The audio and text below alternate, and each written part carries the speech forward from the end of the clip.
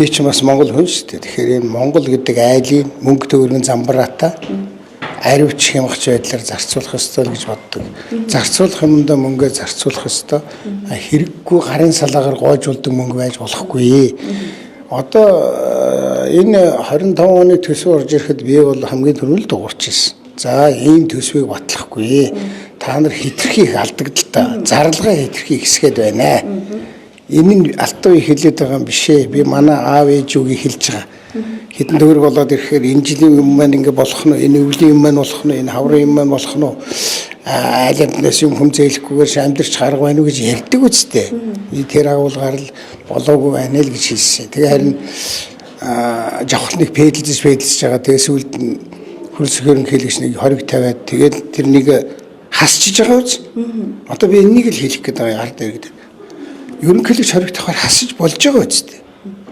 Гэхдээ үнэхээр боломжгүй байсан бол ингээд хасчиж болж исэн бол тэгэл их хурл дээр энэ олон гишүүн ингээд төвшин гишүүн хин бэлээ маш олон гишүүн ингээд ярьсан шүү дээ тэмүүлэн гишүүн гэдэг. Тэдний чи бүтэн шордоод тэднийг бүтэн шоглоод үнэн үг хэлсэн хүнийг ингэж одоо баахан дайрчхад тэгээ ерөнхийлөгчийн хоригдохгоот нь тэгээ амархан ш тэгээ хасчих. Ийм хоёр нүүртэй хоёр царайтай хол явахгүй шүү. Энэ жавхлан гэдэг нөхөр Монголын банк санхүү эдийн засгийн бодлогыг дампууруулж байна. Одоо би ийм хэлчихье. Энэ хүн одоо Монголын эдийн засгийг тоглоод байна. Ард иргэдэд бас хэлье. Энэ хүн өнөөдөр сангийн сайд хийж байна. Мөнгө цаасны бодлого барьж байгаа болохоор ерөнхий сайд бараг хийгээд байна.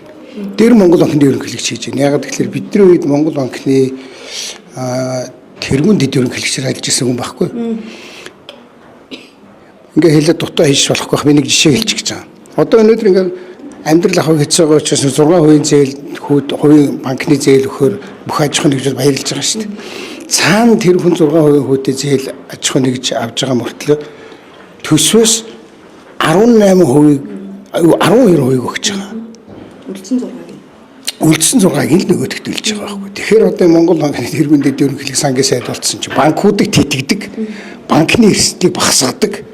Одоо ийм ажил хийдэг болчихлоо. Хэдэн төгрөгөө 570 гаруй тэрбум төгрөгийг зөвхөн энэ 12% хүнд өгч байгаа.